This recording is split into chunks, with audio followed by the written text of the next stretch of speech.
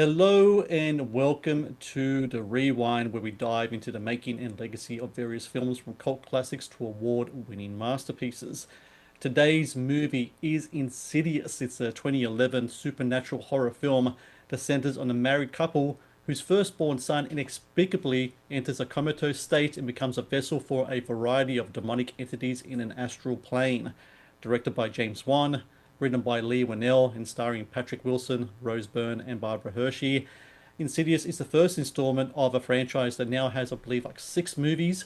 But I still believe that the first movie is the best one, mainly because I haven't seen the rest of them, but also because Oh, it was really? the movie that kind of just struck me. There was something about this film when I watched it the first time that really just stuck with me.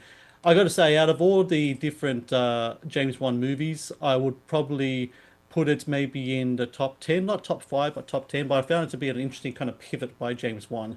This whole insidious kind of supernatural realm stuff that he goes through. And today, talk to me about the movie is Mr. Tyler Nichols. He's a writer, narrator, and editor. You can check out his stuff at Joe Blow. Also, go to tylernicholscreates.com to check out even more of his stuff. And Tyler, thank you so very much for joining me today. Well, thanks for having me. I always have a blast talking to you. I'm ready to talk some Insidious. Though I'm shocked that you haven't seen the sequels.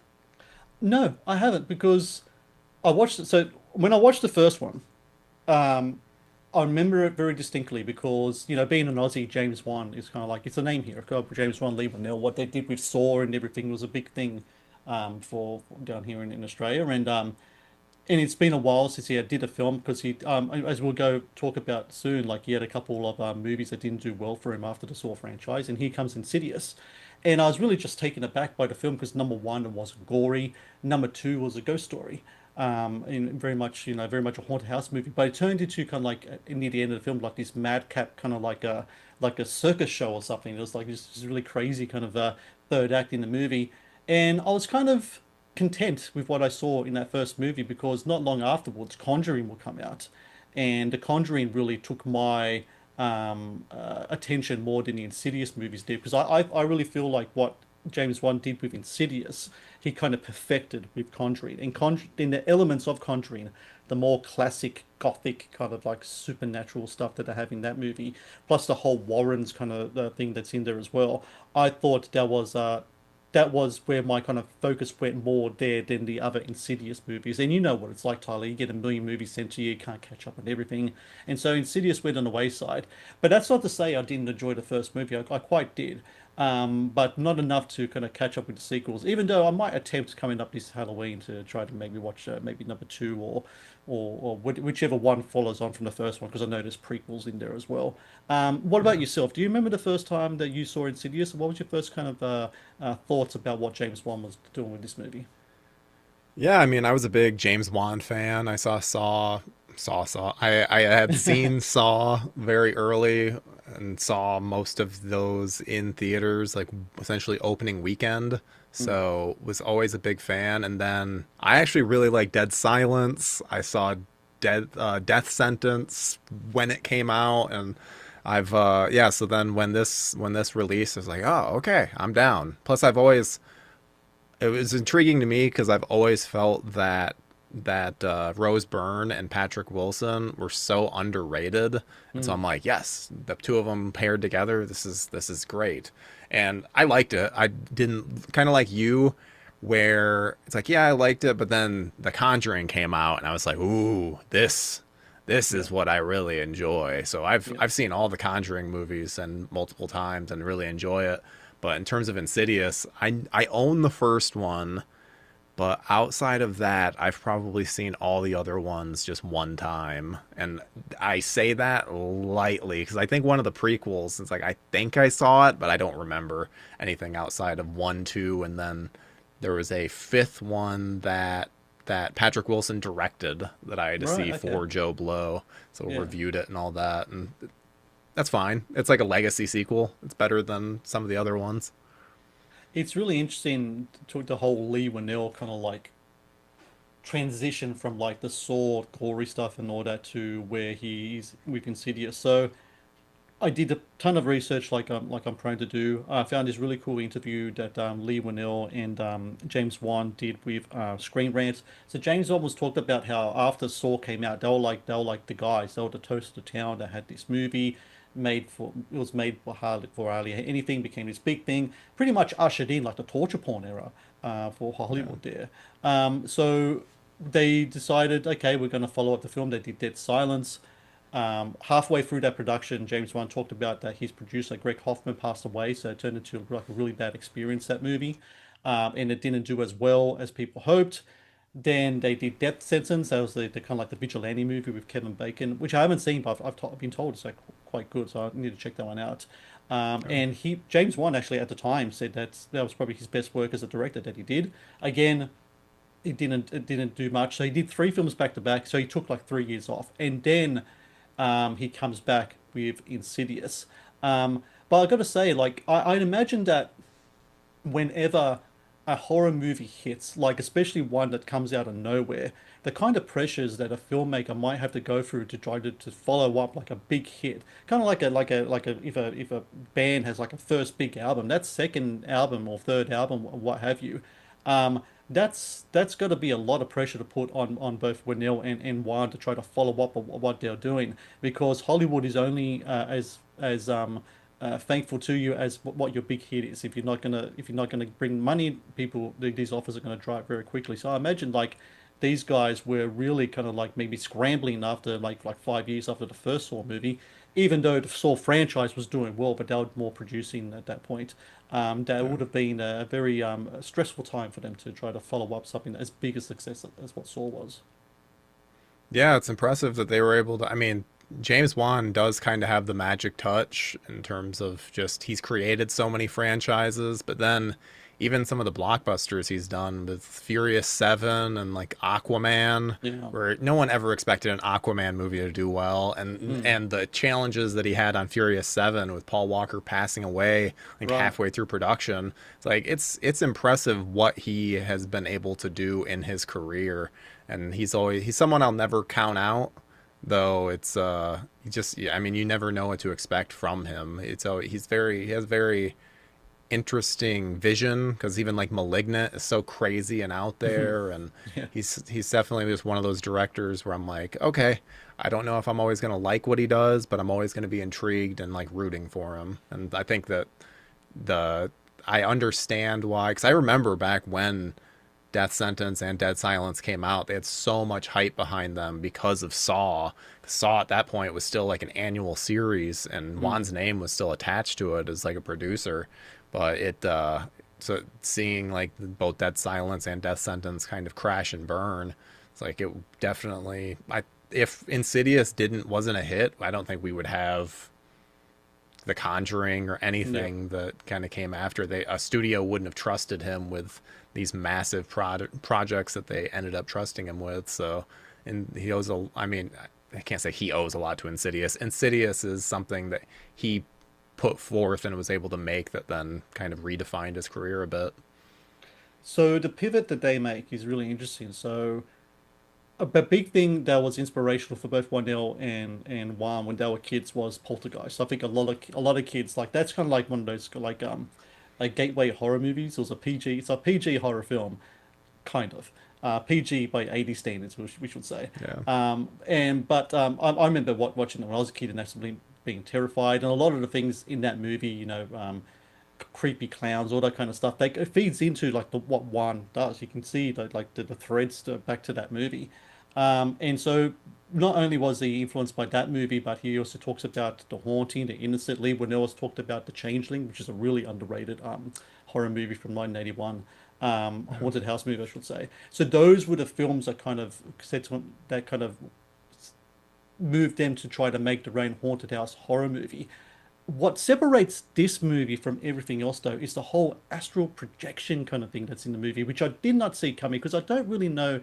Like even today, like I still don't know what much about it. I was trying to do kind of like some research on it and was just going right over my head. Essentially, it's the ability to have your soul kind of move through different planes and stuff like that. That's pretty much what it is.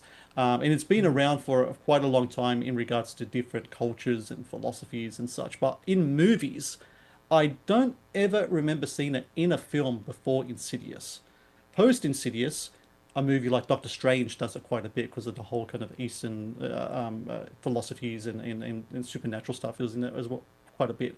But before Insidious, I don't remember seeing anywhere like you've seen a bunch of films as well. You ever remember ever seeing astral projection in a horror movie before Insidious came out?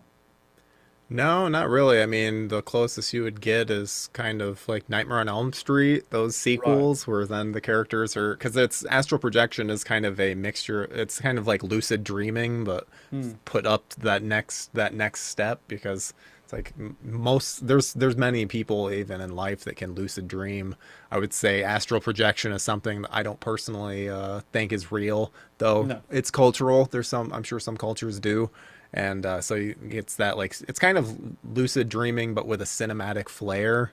So it makes sense to do in something like this. Anything that's dealing with ghosts and that kind of other world, I think it's smart for them to have done. And also, I think, other than the astral projection, I think the genius move of Insidious is we always see haunted houses, but this is like a haunted child, which Right. I think that was the moment when watching it for me that I was like, whoa, oh, okay. So it's not a haunted house; it's a haunted kid. They're latched onto the kid. Like that's where I think there's a lot of intrigue there, which he kind of carries over into the Conjuring movies as well, where it's the house might be like the kind of the stomping grounds, but then whatever the being is kind of latches on to a specific person. That's what I really something I really liked about the Insidious film as well. Because whenever people watch these haunted house movies, the comment is always just get out of the house. Like Amityville Horror. Get out of the house. You don't need a house. And eventually they do, but it takes like all of this stuff to happen. So when they Yeah. leave the house halfway through the movie, I'm just like, oh, they finally did it. Someone moved. And then it's like, oh, it's not the house, it's your child that's haunted. I was like, oh, that's quite smart. But it was an interesting move that was done in the movie, and I was kind of like, oh, where the hell is this thing going? Am I watching a short here or what? And like I didn't know what was going on. But the cool thing is that Warren actually said that the whole astral projection kind of thing. He said that it sounded like a great premise to use in a scary movie, and it's an angle that could be something that's unique and different to the haunted house movies. You know, you combine the two together, and that's pretty much how you kind of get Insidious. Yeah. And it's true. I mean, you needed to make something different, right? Because haunted house movies, even up to 2011, is very much a mainstay in horror cinema. But Wan wanted to come in and do something different. I think that's what's really cool about his career here so far in what he does. Like Saw is not the first movie to deal with like slasher things and everything else, but the way they kind of put it together, kind of like as a almost like a crime mystery as well. It's Saw very much crime movies as they are. The detective movies as much as they are horror Mm-hmm. movies. It's all about solving the mystery. It's like this really bad. It's like really kind of what's the word I'm looking for? What are those places? It's like an escape room kind of situation almost in those films as well. And I just find it very interesting. He's got a very creative mind, James Wan and Lee Whannell as well, and they're able to take something that's formulaic, something that's classic, something that's traditional, put a little twist on it. I think it's really a cool kind of talent to have. Yeah, that's why I'm very interested in what because Juan's much more involved with the new Saw movie that's in Hmm. development. So I'm like, oh yeah, I'm curious as to what then he can bring to that to kind of change the formula and do something a little different. Because he takes creative risks and does stuff that's a little outside the box, and it's like, just like, it doesn't always work, but for the most part, I mean, I haven't looked at his like filmography in a while, but I feel like he definitely has a lot more hits than misses. Yeah, and I think a lot of the misses might have just come from stuff where he just tries to really maybe experiment too much. Like you say, Malignant before. Malignant was a film that I wasn't a big fan of, but there's some other people that really love it. I think that's a movie that's right through the middle. Because Yeah. that movie has a twist as well. It just really depends on whether you wanted to buy into that twist or not. Yeah. And But depends overall, on yeah. if you've seen Stephen King's The Dark Half, because it There we definitely go. takes a lot from that movie. So we're going to look now into casting. Before we do, just let's keep this in mind for the conversation. So the Paranormal Activity team of Jason Blum, Aaron Pelly, and Stephen Schneider, they're the producers for the film. They're doing it through their Haunted Movies banner. The movie's made for 1.5 million. So just keep that in mind. 1.5 million is what this movie's made. Because we're going to talk about the box office later, which is just insane what this movie made. So let's talk about the cast. You mentioned Patrick Wilson and Rose Byrne. Patrick Wilson, this was like kind of like his first foray into horror, which is funny to think because now it just seems like he's the quintessential horror leading man. Because not only of Insidious, his roles in the Conjuring as well.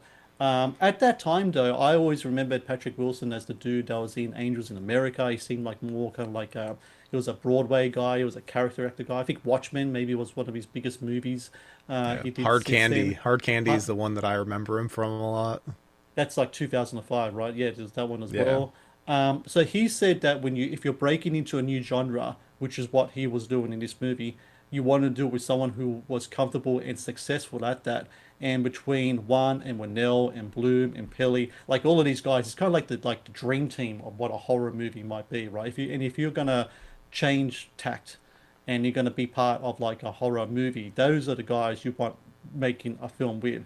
And I think he does a pretty fantastic job in this movie. He plays very much the rational, logical kind of guy. You need that in a horror movie. You need one guy who's going to ask the questions like, "Are you sure you weren't dreaming it?" You know, or you have to also say stuff like, "Oh, it was just the wind. Don't worry about it," like that kind of thing, right? There is a twist in the movie, though. I'm not going to give away, but he's kind of like very pivotal to like the whole Insidious kind of franchise as a whole. But I really dig Patrick Wilson. He's one of those actors that I always thought that maybe superstardom for him might come through, maybe like he might play a Batman or a Superman because he's got classic Hollywood looks and such. He's got stature towards him. I never thought though in a million years back then anyway that he would be a horror movie leading man. I think does a great job in here. I think the work he does in this film really set up what would come with The Conjuring in other movies afterwards.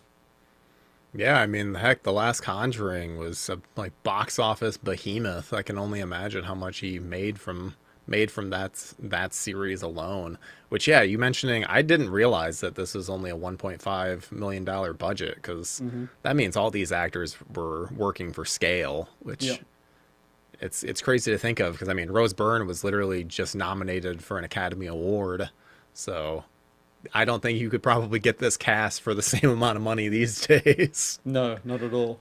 And speaking of Rose Byrne, she plays Patrick Wilson's wife in the movie. I grew up watching Rose Byrne because she was on Australian TV and Australian movies. So it's like Mm. whenever, and us Aussies, whenever we see kind of like our homegrown talent do well overseas, there's big sense of pride in there. And again, it was really great to see her in a movie like this because a lot of the things she was doing up to then was kind of like supporting roles and such. I think this was one of the first kind of leading roles like in Hollywood, which will go on, and then she'll go on to become almost like a comedic kind of titan as well with Bridesmaids and Neighbours and movies like that. She has Yeah. great range, and she was really good in this movie. She talked about how she really loved the script, she loved the character, she liked that Patrick Wilson was involved, which is like a big one for her. And she also talked about how it was different than what she did before because she did 28 Weeks Later, which I find to be an absolutely underrated sequel. I think Yes. because of these new 28 Years Later movies that come out, people forgot about that 28 Weeks Later. It's absolutely great. If anyone hasn't seen it, watch it. It's got Rose Byrne. It's got not Jeremy, Jeremy Renner. It's got who else is in it? Imogene Poots. Yep, Imogen Pete. Robert Carlyle is in it as well. It's an absolute Oh great yeah. movie, and it was more like an action-packed movie though. So she really liked the idea that it's two houses, four children's, and this woman's mental breakdown, and she's really good at playing that kind of whole thing of like a person just losing their mind, which is the nomination for the movie. What was it? If I had feet, I'd kick Uh, you. Is that what it's called? If I had legs, I'd kick you. Yeah. Legs I kicked you, and that was pretty much like the premise of that film. Like this woman just absolutely losing her mind throughout the movie. And again, she's great in the film. She really is because a lot of the reactions and such of the what's going on in the start of the film. Patrick Wilson's character for the first half of the movie, a lot of times he's not in the house. He's a professor. He's working in the classroom. This family in the movie, they just had a new baby. They have three kids, and the one kid goes in a coma. She's home trying to take care of him. So everything that's happening in the house, especially during the daytime, there's not many movies that do daytime hauntings or daytime ghostly apparitions. It happens in this film quite a bit, and her reactions towards it, I think, really sells kind of like the scares and the frights in the movie. I think she was absolutely fantastic in this movie, and I think it was really kind of like a stepping stone to some really cool things that she would go on to do later. Yeah, I mean that the one of the most famous scares in the movie is when she's like at the table with I think Barbara Hershey and Patrick Mm. Wilson, and then suddenly the like the demon appears right behind Patrick Wilson. I mean, if I'm not sure if you remember, there was this like Bravo's 101 scariest movie moments. It's like Yes. something from the mid 2000s that all I could think during scenes like that, I'm like, oh yeah, if Bravo did an updated version, that scene would be included in one of those because it's classic, and I think one of the things with the Insidious too that makes it stand out is the camera work and how much Mm. Wan uses the camera work for scares. It's always it makes it kind of stand out more so than what the average like what essentially what's going on in the story might not if it was with different direction it might not have come across as creepy or terrifying, but because of how Juan's handling the camera it always works out so much more because of his just expert eye.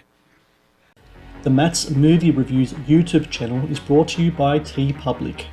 TeePublic is the world's largest marketplace for independent creators to sell their work on the highest quality merchandise. With over 1.2 million designs, TeePublic is sure to have something you love. Well, speaking of that camera work, my favorite scare in a movie outside of the one you just mentioned, which is now just like horror royalty in regards to jump scares. And going back to the camera work as well, is the scene where she's in the new house. It's daytime, like I said, before daytime scares here. She's a music professor or music teacher. She puts on a classic vinyl. She picks up the rubbish. She goes outside. The camera kind of follows her from inside the house, almost kind of like a what I call a POV shot, a voyeur shot, right? So you're looking from outside, inside the house, looking outside the window, and as she's outside, the music changes. Someone changes the song to Tiptoe Through the Tulips, which is played by Tiny Tim, and if and no one knows who Tiny Tim is, there was this documentary that came out a few years ago. I forgot what it's called off the top of my head. Absolutely fascinating man. Tragic life. He actually died on stage, like I was playing, and he actually had a heart attack on stage, and he died. It's absolutely tragic life. But he had this version of "Tiptoe Through the Tulips," and he played like a little ukulele. And that song comes on, and then she looks back into the house. So now we're outside, looking back into the house, and she sees what is known as the lipstick demon. That's the face that you were talking about before, swaying to the music.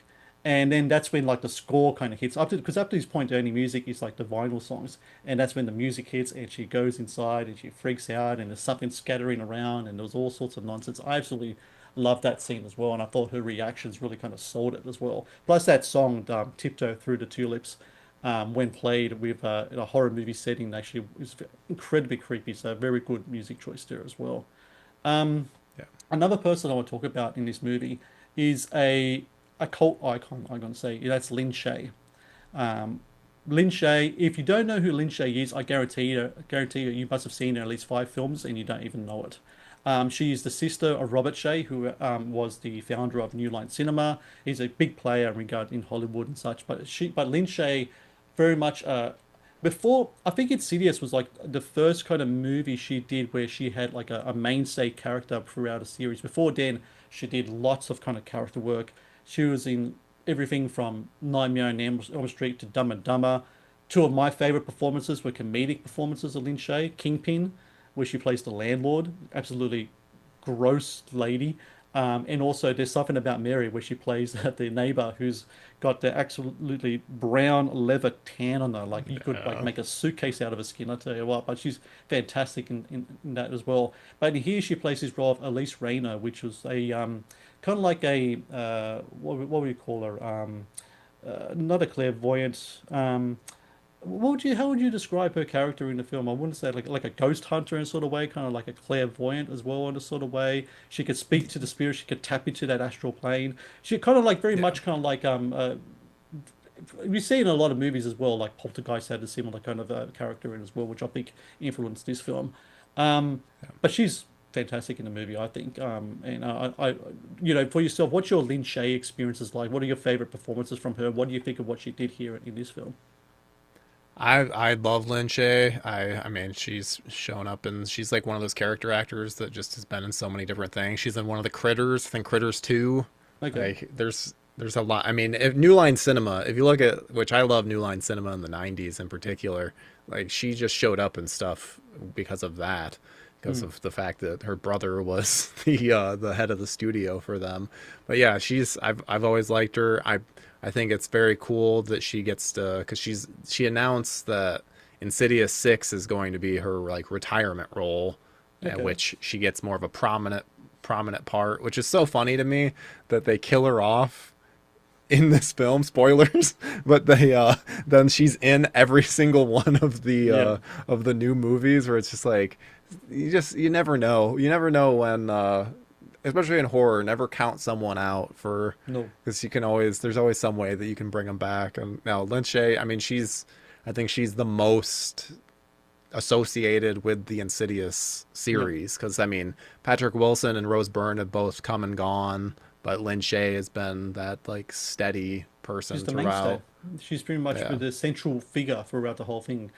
She plays like this. I was just looking here, a psychic that leads a team of paranormal investigators. And yeah, I think she was absolutely fantastic in this film. And that seance scene in this movie. So there's seance scenes in haunted house movies, right? The one in this movie is just a madman's like delusion. It was just crazy. They put on these gas masks. There's flashing lights everywhere. The cameras are swaying everywhere. There's the soundtrack's going bananas. I remember watching that at the time. What the fuck's going on? I have no idea, but it was something that was really memorable as well. And the fact that it was Lin Shaye that was doing it, I sometimes these character actors, they luck out by getting that one role that becomes kind of like a pivotal to the franchise, and they can return like do the whole thing. And I think this is a movie that really kind of cemented her legacy in the horror space, especially. I mean, up to that point, of course, she was a working actor and she's been in a lot of things in memorable performances. But this role in this franchise, as the character of Elise, I think is like um, her go-to role. If anyone wants to know, like if I say, "Have you seen? Do you know who Lin Shaye is?" They might say no, and you go, "Oh, have you seen Insidious? She plays that role." Oh, I know who she is, and then they can connect the dots. I love her. I think she's fantastic. yeah, I completely agree. She's someone that I'm very glad that she got the Insidious series to kind of show people what she can do. Because yeah, there's some people that would probably just think she's comedic or just this, just that, just this person that shows up in bit parts. So it's nice that then she gets a little more to do, and it's a little. I mean, obviously, and I guess when I say that, I'm referring to the Insidious franchise as a whole because she's not in. It's not like she's in this one a ton, but she makes an impact, and she, Yes. especially in future installments, gets even more like screen time. So it's something that I think too because there's Hollywood is so ageist. So then the fact that someone was able to have such a big breakthrough this late into their career is just awesome. I'm very glad for her. She seems like a very nice person. So Likewise, like I've read a ton of interviews and saw a ton of interview clips. She really comes across as real personable and likable and such. And one person I love to interview maybe one day, who knows. yeah, Barbara Hershey is also in the movie. She plays the mother of Patrick Wilson's character. She is also kind of horror royalty. I don't know if you had the pleasure yet. I watched The Entity for the first time several months ago. Have you ever seen that? no, I have I not. Have you ever heard of The Entity? Yeah, I've heard of it, but I've not watched it. Watch it. It's really good. It's pretty confronting, but it is Oh, really good. And in this movie, she, like I said, she's plays the mum. That scene you talk about, the big jump scare where the demon appears behind Patrick Wilson. She's pivotal to that scene because it's her monologue that we're kind of transfixed on because she's talking about a dream that she has and she sees the demon and then they switch over to Wilson and all that kind of stuff. James Wan says that she's actually a big believer in all of this kind of stuff, like spiritual activity, and and that's why she's always drawn to doing these kind of films, especially. So yeah, she's fantastic in this movie as well because she's part of that one big scare in the film. So yeah, I think she's fantastic. Um, yeah, so speaking of about creating scares, I was really interested about how Wan and Winnell kind of approach this, kind of like the way that they create tension and scares in their movies because now it's become very formulaic what I call kind of like the Wan system of the quiet, quiet, quiet, quiet, Yep. boom, kind of thing like that, right? To the point where it's like you can almost kind of like you can almost count the beats of when it's going to happen. But back at the time of Insidious, um, there, of course, there were great horror filmmakers that have done great scares using anticipation and suspense and everything else. But I thought that Wan and Winnell kind of like just upped the ante a little bit, especially in regards to the use of silence throughout their movies, which I thought was very incredibly effective. Wan said that one way that he would design scares for himself is that he'll walk around his house at night with the lights out and just think of really tricky, creepy scenarios. And if it creeped him out, then he'll go back to his computer and then he'll start writing about it, which I think is quite an effective way to do things. Yeah. And Lee Winnell said that the fact that they were a small budget film and it was done under the Haunted House banner. So essentially, kind of like an indie film. Like it is attached to Sony. Sony will be the big distributor for it. But because they didn't have studio interference, where a producer or a studio head would say, no, we need to have more going on here. We need to have more cuts, more action whatsoever. Allowed them to be able to sustain, maintain on a certain scene, have build certain tension, and just have a trust in the patience of the viewer that they can suck them in to the point where the tension just is ready to snap, but then hold that beat even longer and then do it. And the fact that were working on a small budget film and they didn't have the studio interference kind of worked out with them, because I'd imagine maybe if it was like a 25 million, $30 million movie, maybe some of these scenes wouldn't be as effective as they are because maybe the studio heads or producers or whatever themselves wouldn't have the patience to go through some of the scares that they do in the film. What Yeah. what what do you think about that? What do you think about the whole way that they use silence and tension in this movie? Because I think it was incredibly effective, and I think they perfected it, especially in the next two Conjuring movies as well. Yeah, absolutely. I mean, I think that he has such an understanding of just what works for it. And this was kind of before too, because it's not the second Conjuring, but I think it was kind of Furious 7 and that were then, or it might have been even Insidious Chapter 2. I can't remember. There's a point though, he gets a little too comfortable with CGI, Mm. but here and in like the first Conjuring, it's much more camera tricks and doing something that, yeah, like you said, like dealing with silence and like the camera itself is almost a character versus relying on like some kind of like CGI enhancement, which I think he gets a little too carried away with in this later filmography, Mm. but he's able to do so much here, and like you said, the low budget. I mean, when a studio is given that kind of money for a movie that looks like this, I'm sure they looked at the first day of dailies and were like, okay, we're do what you need to do. Like this looks like a big budget movie, could be a complete piece of shit, but the fact that it looks like a big movie, that's really all they needed. Well, they can make $10 million and then it's a huge success for them. So it's like, yeah, just let them do what they need to do.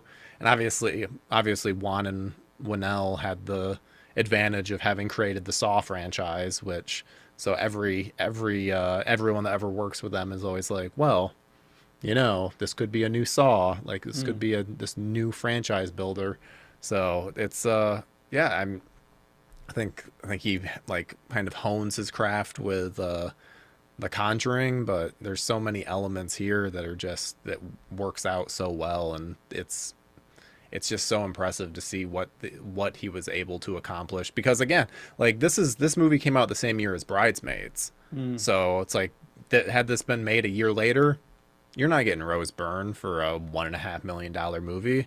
So Right. the timing of this just worked out so well, and I'm grateful for it because again, it's like we wouldn't have gotten The Conjuring without it. And I'm sure that this allowed kind of gave his like revitalized his career a bit because once you're then given the keys to the kingdom and you get two bombs, then it's like kind of studios like kind of walk things back a bit, which I assume that the budget for this was probably negotiated with Juan being like, I'm sure they offered him more, But Mm. I'm sure he wanted creative control, where it's Mm. like that's clearly ended up being the right decision. Because yeah, are you going to take 5 million to then constantly be told by studio heads that no, you need to do this, we want this instead, you need, or are you going to take 1.5 and then be able to do everything that you want to do? And yeah, I mean, Juan's bet on himself so many times, and it's proven that he knows what he's doing, especially when it comes to horror.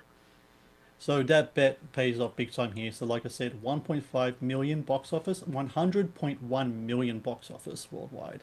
It's That's crazy. I mean, insane. that's just nuts. I mean, that's kind of like you hear, it comes across like once in a while you get like a Paranormal Activity and movies like that, Blair Witch Project. Those movies were made to kind of like that whole found footage kind of thing. There's a reason why those movies kind of cost that way. And Paranormal Activity actually even cost less because there was reshoots done. Spielberg became involved in some way, I think, and spruce things up as well. But this to make this movie with this kind of talent and to make that kind of money, I think is just absolutely insane. And like I said, 5 movies afterwards, it creates a franchise, and then this will kind of follow up with The Conjuring afterwards. I can't think of any filmmaker, horror filmmaker especially, that has created and been made successful 3 horror franchises. You've got the Saw franchise, you've got Insidious, you've got The Conjuring. I was trying to rack my brains about it. You could make a case maybe for Wes Craven because he had Nightmare, and then Scream came afterwards, but he didn't really create Scream. He was like the director of Kevin Williamson. I think more people would say he's kind of like more of the creative spark for Scream than maybe Craven was, but I could be wrong. Um, but other than that, I can't think really of anyone else that kind of like made movies franchises like this than James Wan. Can you think of anyone else that kind of has the kind of like the magic touch that this guy has to have 3 popular and long lasting as well? Like we're talking like 6, 7. Like how many movies are in the Conjuring series? Like maybe like 10 or 12 or something if you include the spin-offs as well. Yeah, Saw's it's probably something got like that. around. Saw's probably got around 7 or 8, maybe. I don't know how many they got. That's got Insidious has got 6. I mean, we're talking about maybe 30 films there, or just in those 3 franchises alone, and all of them make Yeah. money. All of them are popular amongst the horror the crowd. Yeah, I just think that it's incredible what he's been able to put together with all this stuff. Yeah, I mean, heck, they were going to sunset the Conjuring series, and then the last one made like the most money of any of them. So then suddenly they're like, okay, we're gonna do a TV show, and then we're gonna potentially do another movie as well. It's like, oh, okay, I guess never mind finishing that one off. I mean, it's a crazy track record that this guy has, and I think this movie is pivotal to it, because, as you said before, the timing for this film is incredible, because it comes out 2011. It is 1 year before Bridesmaids, before Byrne really hits it big there. You get Yeah. Patrick Wilson at the right time. It's amazing to me how many times there's like kind of sliding doors kind of moments with a lot of these kind of films and franchises and movies, and the timing aspect out of everything, it just works out. And I think it just proves to show as well that sometimes it's just even luck. Yeah. Sometimes you just be lucky to like get all the elements you need to come together here, and I think Insidious definitely does that with this movie. The Matt's Movie Reviews podcast is brought to you by Amazon Prime Video. One of the best on-demand streaming services available, Amazon Prime Video features exclusive Amazon originals as well as popular movies and TV shows. Watch Amazon Prime Video anytime, anywhere. This year is 15 years since Insidious first movie came out. 2011 it came out. April 1, so actually this day for you, April 1 is when it came out. Um, so when you look back at it now with Insidious, do you see it? For myself, I see I see it as a good film, but for me, I see it more as kind of like a almost kind of like experimental film for Warner Warnell to kind of like hone this kind of new style of filmmaking that they're doing in this movie that one really perfected with Conjuring. That's kind of like, and I think that's why I never really got into the franchise as a whole, because I was kind of satisfied with the first one for what it is, and what Yeah. I believe it was, which was the link between Saw and Conjuring is Insidious. This is the movie that kind of like made one say, oh look, I know how to do this. And then with Conjuring, that's when, like, when he like really kind of perfected it. How do you kind of view Insidious looking back on it now? That's 15 years since it's come out.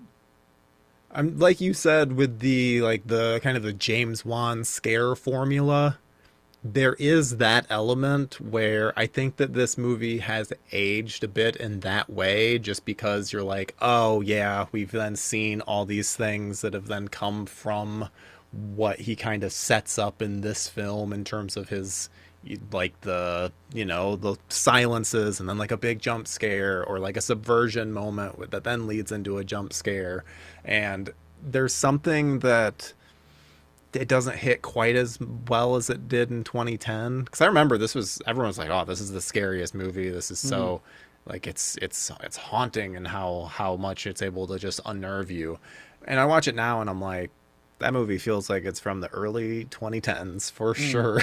But it still works. I mean, I think the same could kind of be said of The Conjuring, where because of all the sequels that it came after that then we're just kind of building off of it, it then kind of takes the shine away from that first film a little bit.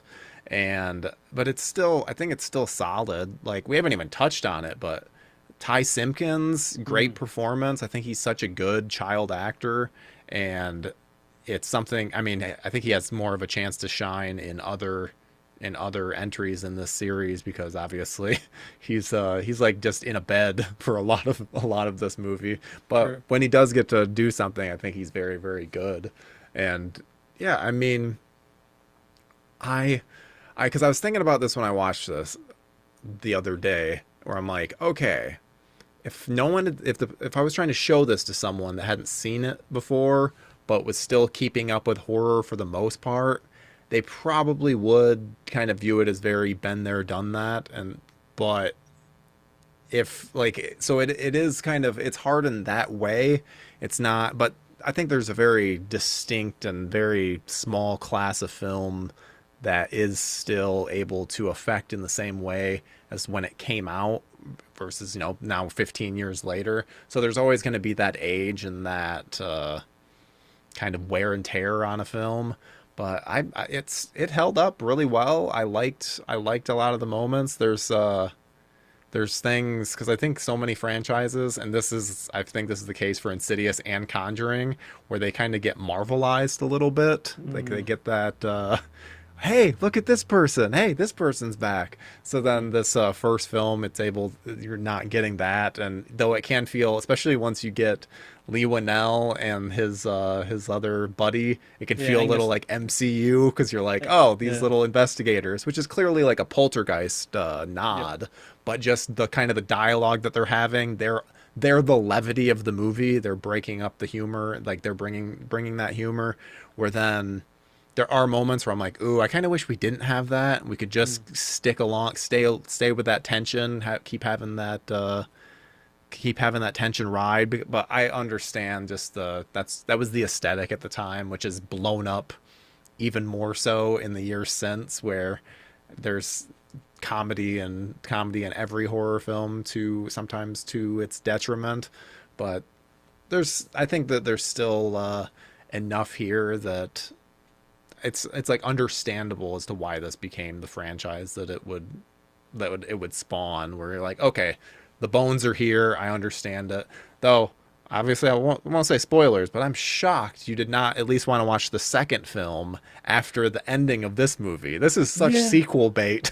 I know, and I know. And the second one is directed by one, but like I said, when The Conjuring came out, that kind of just took all my one-isms kind of just stuck to that movie. And I think I Yeah. remember attempting to watch the second one, and I was just watching it for a bit, and I was like, okay, I'll come back to this. And I was like 5 years ago, and I haven't done it yet, but maybe this year I'll do so.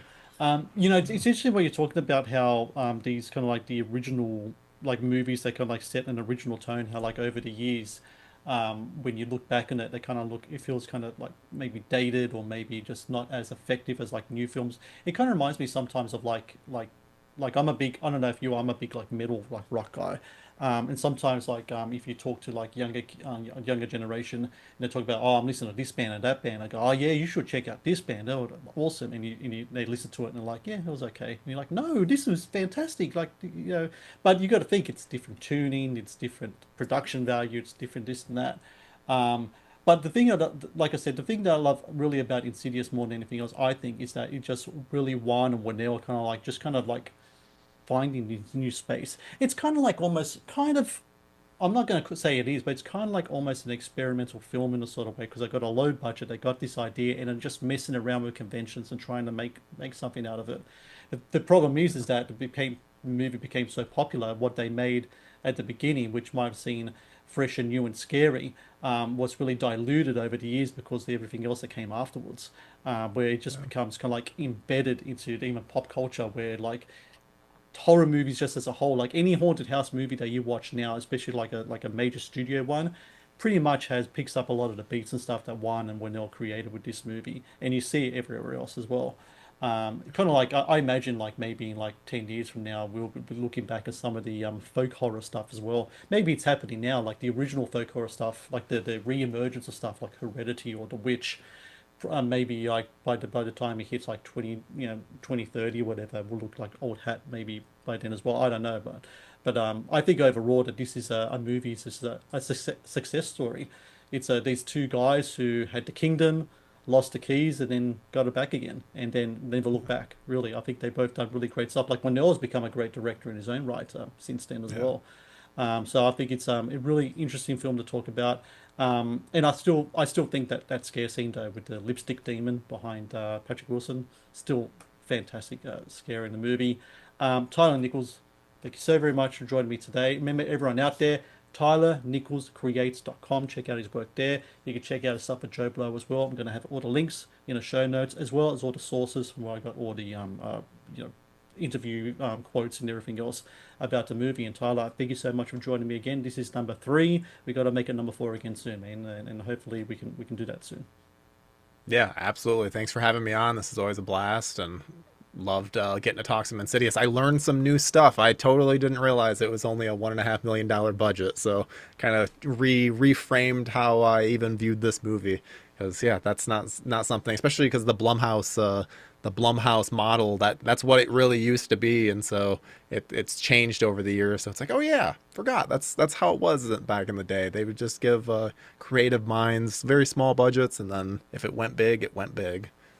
Thank you for watching the Matt's Movie Reviews channel. Please subscribe for more reviews, podcast interviews, and exclusive content.